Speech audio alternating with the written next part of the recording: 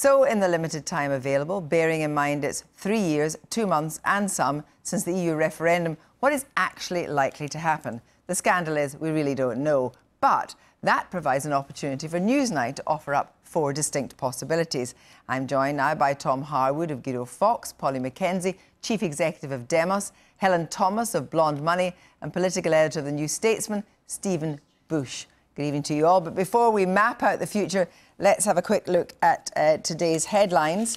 And we begin with The Guardian there. Emotional farewell. Davidson quits as Scottish Tory leader. Senior Tories pledge rapid action to thwart no deal. Daily Telegraph, Corbyn backs call to shut down the streets, is the Telegraph's front page. And the Financial Times, a picture there of Ruth Davidson. Johnson seeks to avert Commons' defeat by soothing no-deal nerves. Well, that's the headlines, and now on to tonight's events before we have a look at what you might think might happen next week. And first of all, the impact of Ruth Davidson's departure, Polly. Well, as your video explained, those 13 Conservative MPs elected at the last election were kind of crucial to Theresa May's tiny little foothold on power. And, you know, we know that Boris Johnson's kind of no-deal, do-or-die strategy puts at risk those Conservative gains in Scotland, because Scotland voted to remain. And Ruth Davidson, popular, likeable, centrist and moderate, even though she had backed a deal, was a great figurehead that I think offered them hope. And there's absolutely no doubt that it was mainly for personal reasons, Tom, but also there's no doubt that there was a great antipathy between her and Boris Johnson. He knocked back her idea of leaving her Scottish secretary in place. He didn't give her due for what she'd achieved in Scotland. Well, I think she's achieved a massive amount in Scotland. I think actually there's a lot more in common with Ruth Davidson and Boris Johnson than a lot of people often give them credit for. They're both not seen as particularly politicians. They're seen as people who can really cut beyond that. And Ruth deserves an enormous amount of credit. Yeah, but one can do things in one country and one can do things in the other. And it was thought for a while that actually Ruth Davidson should get her rucksack on and get down here. So I think that's unlikely. She wouldn't want to be seen as a carpetbagger. Actually, it's probably quite good for her future political prospects to duck out of this fraught political moment. But she did create the Conservative Party as the Unionist Party of Scotland in a modern setting. And the challenge now will be to continue being that party of the Union. Yeah, there's no one else to fight for the Union in Scotland, is there?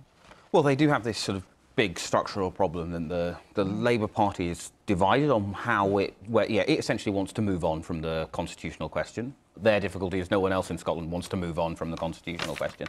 The big problem the Scottish Conservatives have is part of what allowed Ruth Davidson to have that success is she had the Scottish independence referendum, which established her as a national figure. And with the greatest respect to the remaining Scottish Conservative members of the Scottish Parliament, none of them are national figures, and it makes it much harder to establish themselves. Right, well, let's move on to presentations, and you were last to speak there, so you're first up. Right, so, so the first thing, of course, I think... This is what you think will happen or could happen next week. Yeah, I think this is what I think is the most likely, and I think the important thing to emphasise is everything is really unlikely. Right. But I think the least unlikely thing is that MPs are going to try and succeed in passing some kind of law to force an extension. They've got just about enough time if they can pull off the same quickness than they did with the Cooper Act. Nick says they're going to go for that he's going to go for 9th to prorogue. Yeah, I think they can just about pull that off. I think then what happens is Boris Johnson does his sad face in front of Downing Street, going, "I really didn't want to have to do this. Yeah, I didn't want to have to call an election when the opposition was divided, when they'd all just teamed up to frustrate Brexit. But sadly, I'm going to have to do that. It's risky to do it, but there is no non-risky time to do it." Then what happens after that election? Maybe there's an extension. I think it's unlikely that the next Parliament is going to be a better place to withdraw it. But look, I think the important thing right here is eventually, whether it is by moving the Irish border to the Irish Sea, whether it's by having a no deal, but no deal is not an end state, as with a referendum, you end up eventually signing something which most fair-minded lawyers will look at and go, there's really very little difference between that and the withdrawal agreement that MPs rejected 3 times. So May's deal gets through. Basically, Ruth Davidson's plea works. Vote it through. Yeah, maybe after a couple of elections and a recession, but eventually. Thanks very much indeed. OK, Helen Thomas, your view. You're next up. Right, so this week, obviously, the constitutional outrage of Boris will be met by the constitutional outrage of Bercow, because to get this new law passed by the anti-no deal crew, there will need to be a bit of chicanery around parliamentary practice. But what they're going to go for is an extension. And the thing that's key this time around, compared to the extension in March, April, it is no longer costless for MPs. Both the Labour and Conservative parties have seen their support plummet since that decision was taken. Whether you are a Remainer or a Brexiteer, both sides are frustrated. So, actually, an extension, it won't pass. It was narrow last time, and it won't this time. Then they go on to their next option of a no-confidence vote. But again, this is not that clear for the anti-no deal crew. For a start, if we do not find an alternative government, which looks unlikely, there's no alternative candidate to coalesce around, you could well end up with either Boris back in power or an election that nobody really wants, despite what they say, on a date potentially after we've actually left. So that won't pass either, just some virtue signalling around it.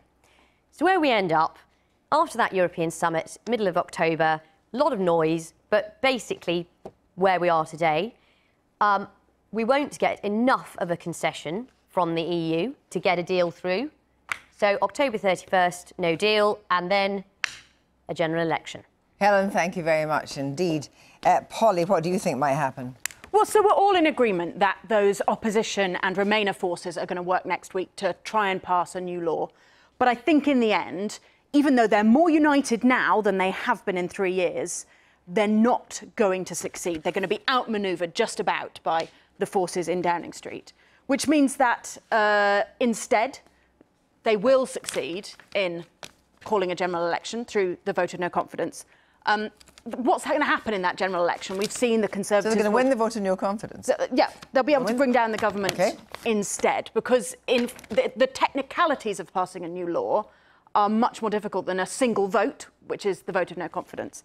And as people get more and more kind of panicked and desperate, unfortunately, they will trigger a general election which resolves literally nothing about this state of chaos we're in, because at the end of the general election we'll have yet another hung parliament, perhaps just as hung as the current one, slightly more, I don't know. But we're going to get to the 30th of October, and the only way to stop no deal, the one single swift tool that they have in their armoury remains the nuclear button. They'll just revoke Article 50 and we're back to square one. Thank you very much indeed. Tom? Right, so I think we're absolutely all agreed the strategy that Remainers in Parliament are going to attempt is not to go for to go for the legislative route rather than the no confidence route, in terms of them not feeling that the no confidence has credibility in terms of delivering a unity figure.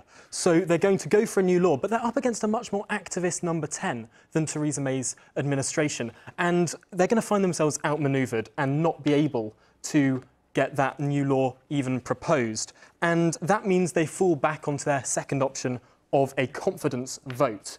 That confidence vote is now facing a very activist number 10, it's facing a very bold number 10, and without a unity figure to deliver an alternate government within that 14-day period following a confidence vote, they're going to hear Boris Johnson say, if you vote no confidence in me, I'm calling an election, and that election will be in November, after no deal. So ultimately, that no confidence vote will fail because it's a surefire way to deliver no deal. Then we get into the recess, into the prorogued period, where actually Boris achieves a new deal. The EU knows he's serious about no deal, knows the only way to avert it is to get a deal that's credibly going to pass through Parliament. So that's proposed by the EU. It returns, it passes through Parliament, and at that point, we leave at the end of October with a deal. There's a general election and a stonking Tory majority. And you live happily ever after. OK, do come and sit down, and let's just take it straight back to the New Deal. This New Deal, what's this New Deal, this new law, how's it going to comprise? Well, there's going to be a total backstop-ectomy. Okay. Boris Johnson's going to be successful in getting rid of that backstop from the deal, but also there's sort of the niggles that people really have around the single customs territory, around regulatory alignment, What the New Deal will look like is a credible path to a future Canada-style relationship, and that's the way that you're able to get it passed through Parliament. Polly. Well, the problem with Canada as a final destination is, of course, that it threatens huge tranches of our economy. But also because we repeatedly told the European Union that we wanted a closer relationship than that. And so none of what anybody said in the last months or years changes the basic realities of how trade works, which is either that we have to have regulatory alignment with the EU, or we need to flex and have different regulations which enable us to allow, for example, US goods in. Right, well, let's go right back. And Helen, looking at what Stephen was saying, that in the end, what is going to go through is May's deal. No, I don't think so. I mean, my company has run an awful lot of analysis on the numbers. And the problem, even as we look at the poker pieces here for the final hurrah or whatever may or may not come out in Parliament, is that the numbers still don't stack up. Every time you lose somebody from the ERG or the Spartans, as they call themselves, you might try and gain someone from Labour, but then they still have a huge issue with, you know, a Tory Brexit. And then perhaps you might get someone anti-Corbyn, but then you lose somebody on the other side. I mean, it just never quite stacks up to get the numbers through to get a deal done in Parliament. It could get a lot closer. Stephen. I think, I think the important thing is I don't think this Parliament will vote for May's deal unless it's after a no deal, right? But essentially, right, in terms of the contours of that deal, some kind of regulatory alignment, whether on the island of Ireland or on the whole of the United Kingdom, some form of non-regression clauses because of their fears of a Singapore on sea, that will happen, right? Those are the essential contours of that. Just as any US trade deal is going to have some measure of access to our agricultural markets, right? Those are the demands of dealing with those blocks. Just be quite clear here, you know, Boris Johnson can't just suddenly call an election. No, he can't, but it is a response to a no-confidence vote, and that's really the only tool that Remainers credibly have that they know they could deliver, and that's the way to deliver an election. And ultimately, we all feel that's the way things are headed. But I just want to come back on the point of this sort of it being less credible to deliver regulatory divergence. Actually, one of the things that we heard out of the G7 last week was that the European side is actually a lot happier now that the UK side is being less nebulous about that end state. They're making clear that the purpose of Brexit is regulatory divergence, and they appreciate negotiating with something firmer like that than something that's saying, oh, we could do anything after this. Tell me, Stephen, what you didn't go for there was you didn't go for the idea that there would be a confidence vote. You don't think there will be a confidence vote? I think, so everything is possible, but I sort of think that Parliament will succeed in doing something that blocks a Brexit, which means that you end up with the other route to an election, which is if the government wants one, it can get one. Yep. The opposition has to vote for it, and the government can always go for a one-line bill going, notwithstanding the Fixed-Term Parliaments Act, the next election will be on the 17th of October 2022, or whenever. What about the idea that Corbyn says, well, no deal, my price for the election? I can't imagine them doing that because, you know, as Stephen says, for the opposition party to say, actually, we don't want a general election, we don't really want it right now. The Labour Party is in a difficult position, and I think there's the glint is in the eye of the Downing Street kind of planners that they think they can take down the Labour Party if there were a general election.